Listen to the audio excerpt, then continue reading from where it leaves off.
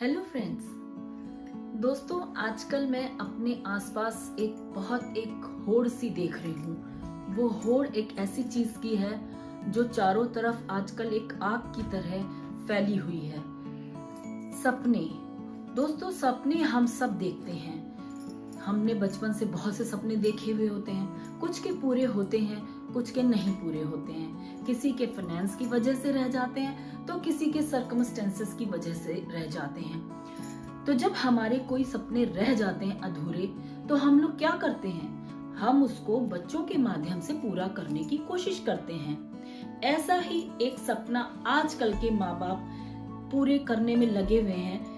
उन्हें लगता है कि अगर वो बच्चे को अपने बाहर विदेश पढ़ने भेजेंगे तो ये एक बहुत ही अच्छी तालीम लेके बहुत अच्छी पोस्ट पर आएंगे और एक बहुत ही अच्छी सैलरी पर आएंगे।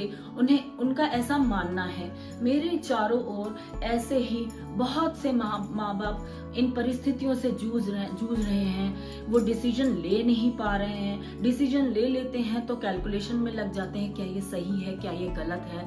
तो मैंने इस विषय पे बहुत सी रिसर्च करी, बहुत सारे पेरेंट्स से मिली, बहुत सारे स्टूडेंट्स से मिली। कुछ ऐसे स्टूडेंट्स से मिली जो जाने वाले हैं, कुछ ऐसे से मिली जो पहुंच चुके हैं, कुछ कंप्लीशन की स्टेज पे आ चुके हैं। तो मैंने सबके एक्सपीरियंसेस लिए, कुछ पेरेंट्स के भी एक्सपीरियंसेस लिए। तो जो मैंने एक अपने सर्वे में कुछ गिने चुने क्वेश्चंस तैयार किए हैं, जो क्वेश्चंस के जवाब जो बच्चे जा रहे हैं उनके लिए भी, या जो माँ बाप एक असमंजस की स्थिति में हैं उनके लिए भी बहुत से मेरे हिसाब से थोड़ा सा हेल्पफुल रहेंगे। इसीलिए मैंने ये वीडियो बनाने की सोची। तो आज मैंने अपने चैनल पे एक मेहमान को बुलाया है जो बच्ची ऐसे ही माहौल से, मतलब जो बचपन से बिल्कुल घर में रही 12th तक का, जिसको बिल्कुल उसके हाथ में ही चाय पानी मिला और वो एकदम से ऑल ऑफ सडन 12th के बाद एक नई दुनिया में डायरेक्ट एंटर करी। उसके साथ क्या हुआ, क्या है उसका एक्सपीरियंस, कैसा उसका सेटिस्फेक्शन लेवल, और वो आने वाले बच्चों को क्या सलाह देती है। इसीलिए मैंने आज उसको अपने चैनल पे बुलाया। चलिए आपकी बात कराते हैं। इससे पहले अगर आप मेरे चैनल पे नए हैं तो सब्सक्राइब करिए और एक बेल आइकन का बटन है उसको भी दबाना बिल्कुल मत भूलिएगा।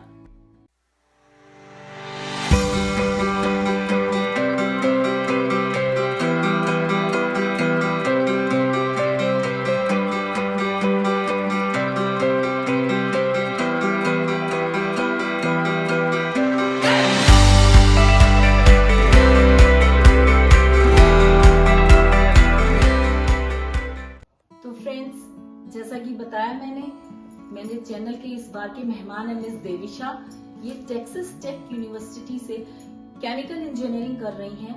3rd ईयर कंप्लीट हो चुका है, ऑलमोस्ट इनका कोर्स भी पूरा होने वाला है।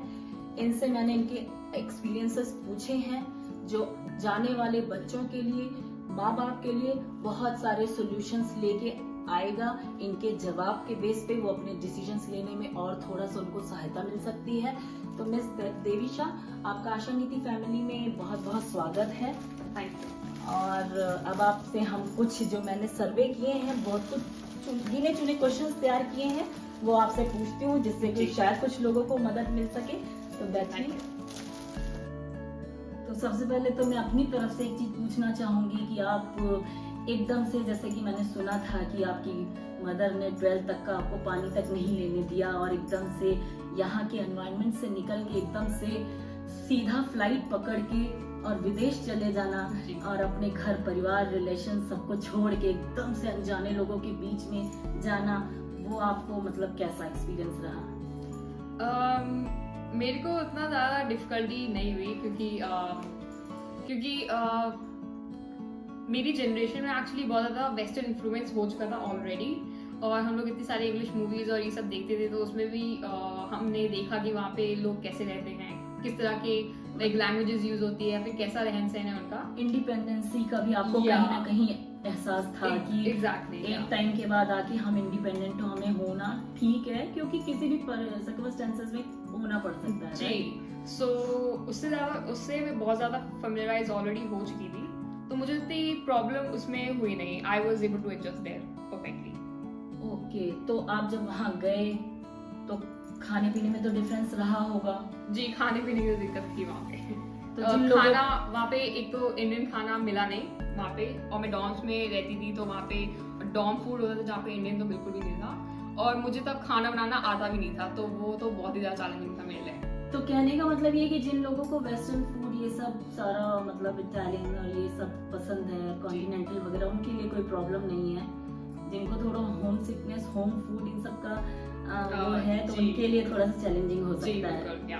तो इन अ नटशेल, अगर आपको पिज्जा, बर्गर और ये सारी चीजें पसंद हैं तो आप ये लाइफ एंजॉय करेंगे। और तो नेक्स्ट ये है कि आपने यहाँ जाके एक इंडियन की एजुकेशन सिस्टम जो इंडिया में है और एक बाहर का एजुकेशन सिस्टम है, इसमें बेसिक डिफरेंस आपको क्या लगा? सबसे बड़ा डिफरेंस तो पहला तो ये है कि एक तो स्कूल से कॉलेज का ट्रांजिशन जो होता है वो बिल्कुल ही डिफरेंट होता है। वो इंडिया में भी होता है और आगे से बाहर भी होता है, तो मेरे लिए वो था। वहाँ पे एक वो बंधा हुआ पैटर्न नहीं था, जैसे कि सुबह 8 o'clock से 2 बजे तक स्कूल होता है यहाँ इंडिया में, वहाँ पे वो नहीं था। वहाँ पे 1-2 घंटे की क्लास कभी भी जाती थी, कोई दिन में शाम को भी क्लासेस होती थी, तो वो मुझे थोड़ा सही लगा पैटर्न एक्चुअली, कि आप वहाँ पे लेट क्लासेस भी ले सकते थे। और दूसरा वहाँ पे एक दिन में सिर्फ 1-2 क्लासेस हो रही हैं, तो वो वाला काफ़ी ऑसम सिस्टम लगा मेरे को, टू बी ऑनेस्ट। उसके बाद अगर एकेडमिकली बातें करें तो वहाँ पे थोड़ी पढ़ाई टफ हो जाती है, बट उनका अप्रोच जो होता है पढ़ाई का, आई वुड से वो थोड़ा बेटर लगा मेरे को, क्योंकि वो प्रैक्टिकल नॉलेज भी ज़्यादा ध्यान देते हैं। सो वो थोड़ा एक्चुअली अच्छी चीज़ है, क्योंकि सिर्फ वहाँ पे थ्योरीज नहीं, बट आपको प्रैक्टिकल लैब्स में काम होता है और प्रैक्टिकली डेमोन्स्ट्रेट भी करते हैं कि लाइक रियल लाइफ में कैसे इम्प्लीमेंट कर सकते हैं उस नॉलेज का जो आपने गेन करा है। So that was quite challenging and I would say that was quite good for me. अच्छा, तो आपके जैसे नॉन अमेरिकन और बाहर के सारे आउटसाइडर्स आते हैं, तो टीचर्स किस तरह से उनको लेते हैं और अपने अमेरिकन वगैरह कुछ मतलब कैसे वो हेल्प करते हैं उनकी, किस तरह उनको फ्रेंडली एनवायरनमेंट देते हैं, उसके बारे में आपका कुछ? जी, अगर प्रोफेसर्स की बात करूँ तो उतना ज़्यादा वो नहीं करते, like distinguish between internationals and local students. उनके लिए सारे एक जैसे होते हैं, और इंटरनेशनल स्टूडेंट्स के लिए हेल्पफुल कॉलेजेस काफ़ी होते हैं। वहाँ पे अलग एक इंटरनेशनल स्टूडेंट काउंसिल होता है, वो पूरा उनको हेल्प करने के लिए होता है। और अलग अलग कंट्रीज़ के जो लोग बच्चे होते हैं वहाँ पे एक्चुअली जो सीनियर ऑलरेडी हो चुके होते हैं, वो ऑर्गेनाइजेशन बना लेते हैं कि जो इनकमिंग स्टूडेंट है उनको बहुत ज़्यादा हेल्पफुल हो, और हाउसिंग के उसमें, या फिर आसपास कौन सी लोकल मार्केट्स हैं उनकी कंट्री से रिलेटेड, और भी बहुत सारी चीज़ें लाइक स्टडी प्रोसेसेस और you know any other general question जो होगा बच्चों के इसमें, तो उसमें भी काफ़ी हेल्पफुल हो जाता है। और बाकी यूनिवर्सिटी का एडमिनिस्ट्रेशन तो इंटरनेशनल्स के लिए खुला रहता है, they are like really welcoming people. तो अब आपका जैसे ऑलमोस्ट एट द कंप्लीशन है आपका कोर्स, तो आपको क्या लगता है कि कितने टाइम में आप अर्निंग शुरू हो जाएगी, और आपने जो सोचा था कि इस लेवल की मैं अर्निंग करूंगी, तो क्या उस लेवल तक आपको पहुंचने में कितना टाइम लगेगा, या आपको क्या लगता है कि आप how easily you can reach that place? अभी मेरे कंप्लीशन को 1 साल ऑलमोस्ट लगेगा, और उसके बाद I am planning to get a job. तो अभी स्टार्टिंग सैलरी तो आई गेस नॉर्मली जैसी स्टार्टिंग सैलरी होती है अंडर ग्रेड्स को जो वो लेते हैं उनके हिसाब से। सो मतलब आपको कितना लगता है कि कितना टाइम आपको लग सकता है एक वेल सेटल्ड जॉब? जैसे आपने वहाँ के एक बहुत ही अच्छी यूनिवर्सिटी से अब एजुकेशन ली है, जाहिर है वहाँ की फी भी बहुत ज़्यादा होती है, और एक आपको क्या लगता है कि क्या वो सारी फी आप उस लेवल की जॉब आपको मिलेगी, वो फी रिकवर होगी? क्या आपके पेरेंट्स ने जो सपना देखा था वो ठीक देखा था? इस बारे में थोड़ा हमारी फैमिली को बताइए। जरूर। तो आई थिंक ये सारा मेरे हार्ड वर्क पे डिपेंड करता है, तो अगर मैं उसके लिए वो करूंगी तो वो मेरे को मिलेगा ऑब्वियसली, राइट। और उसी डायरेक्शन में अगर और मैं आगे काम करती रहूंगी लाइक मेरे फील्ड ऑफ इंटरेस्ट में। एक तो पहली बात मुझे ये भी देखनी है कि मेरा इंटरेस्ट कहाँ पे है, you know like chemical engineering है, but I don't want to go into like any chemical engineering field, like मेरा स्पेसिफिक है एनवायरमेंटल साइड में जाना। अच्छा। so I am planning to go in that field. उसके बाद I am planning to work really hard कि वो like साल जैसे बढ़ते रहे वैसे मेरा जॉब का जो करियर है वो भी एक सेटल होने के लाइक यू नो एकदम हार्ड कोर सेटलमेंट में चला जाए, जिससे कि जो ये सारा लाइक अगर जो एजुकेशनल लोन एक्सेट्रा सारे कवर अप हो जाए. So that's my goal. एक आपके सॉरी टू इंटरप्ट, आपके इस पॉइंट पे मेरे को एक क्वेश्चन सूझ रहा है कि मान लीजिए दो तरह के पेरेंट्स हैं, एक के पास पैसा बहुत है, उनका बच्चा एवरेज है स्टडीज में, एक के पास पैसा नहीं है लेकिन बच्चा ठीक है पढ़ाई में. तो आपको क्या लगता है कि अगर पेरेंट्स के पास पैसा है और वो अपने एवरेज बच्चे को भेज रहे हैं, तो क्या वो एवरेज बच्चा भी वो सरवाइव वहाँ पर उस लेवल पे करके और वो अच्छी सैलरी और क्या वहाँ की एजुकेशन उसको एक गुड रेपुटेशन, सैलरी और बहुत अच्छी कंपनी में जैसा कि पेरेंट्स सपना देखते हैं वहाँ पर पहुँचाएगी? इसका आंसर मैं इस तरह देना चाहूंगी that it totally depends on that child कि वो बच्चा कितनी डोमिनेशन के साथ वो हार्ड वर्क कर रहा है. लाइक वहाँ पे काफी बच्चे जाते हैं और वो इस गोल से जाते हैं कि वो पढ़ाई करेंगे ये अचीव करने के लिए, but sometimes they get distracted. Yes, exactly. Yeah. So it totally depends on the student who is going. Exactly, yeah. कि अगर उसने एक गोल लिया है तो फिर उसको अब उसको ये देखना है कि उसको It's क्या not the only the money. Exactly. Yes. I mean उसको like उस बच्चे के पास एक गोल है, so he has to work really hard to achieve that, and Yes. उसको देखना पड़ेगा कि क्या चीजें डिस्ट्रैक्ट कर रही हैं मुझे. Efforts and hard work Exactly. needed everywhere. You mean to say? Yeah. So it's just not like academics, but उसको इस पे भी ध्यान देना होगा कि वो सोशल लाइफ भी अपनी बहुत ज्यादा स्ट्रॉन्ग करे वहाँ पे, you know? Right. Yeah. अच्छा. Relation building matters. Relation building, social life. Right. Yeah. तो आजकल मैं देख रही हूँ कि पेरेंट्स बहुत ज्यादा एफर्ट्स करके लोन ले रहे हैं और अपने आप को डेट में बिल्कुल एकदम दबा के बच्चे को बाहर भेज रहे हैं. क्या ऐसा करना चाहिए उन्हें? बाहर जाके क्या उनका वो पढ़ाई- सारा लोन रिकवर हो जाएगा बच्चे ने, अगर मान लीजिए क्या हो वो सब, मतलब जो उन्होंने सोचा है क्या वो फुलफिल होगा? जी बिल्कुल.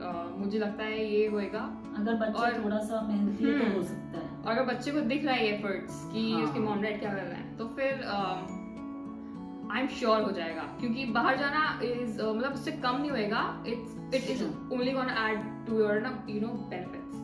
आपका मतलब है कि बाहर जाके पढ़ना, मतलब जो आपकी डिग्री में जो आपका जो वो आता है एक्स्ट्रा वो जो जी. आते हैं ब्रॉड स्टडीज के, दैट मैटर्स. या वो बहुत ज्यादा हेल्पफुल होगा. तो बच्चे को अपने पेरेंट्स का सेक्रीफाइस भी दिखना चाहिए. That's right. राइट. तो आप मतलब जाने वाले बच्चों को यही सलाह देंगी कि यही सलाह देंगी कि मतलब जाना चाहिए और हाँ. आपको किन सर्कमस्टेंसेस में, कितने सेक्रीफाइसेस में, किस में भेजा गया है, उस चीज को देखते हुए आप अपना एम डिसाइड करिए और उसी तरह का आप लेवल मतलब अपने हार्ड वर्किंग होने का उसका मेंटेन करना होगा. That's absolutely right. Yeah. तो ठीक है, तो इसका मतलब आप पेरेंट्स को भी ये मतलब एक अपनी तरफ से वो देना चाहेंगी कि हाँ जो वो सपना देख रहे हैं वो. जी जी. मैं तो कहूँगी कि आई वुड एनकरेज कि अगर दिमाग में आया है point then they go for it. Financial challenges तो आएंगे तो उसके लिए एजुकेशनल लोन्स रेडली अवेलेबल होते हैं, तो फिर उसको कंसिडर कर सकते हैं. अदर देन दैट स्कॉलरशिप्स मिलती हैं, that is also good point. वहाँ पे पार्ट टाइम जॉब बच्चा ले सकता है, that can also help with while doing the course means while completion of हाँ वहाँ पे right. स्टूडेंट्स करते हैं, Right. तो उसमें भी हेल्प मिल सकती है. तो अगर ये डिसीजन कंसिडर कर रहे हैं तो I think it's definitely worth it.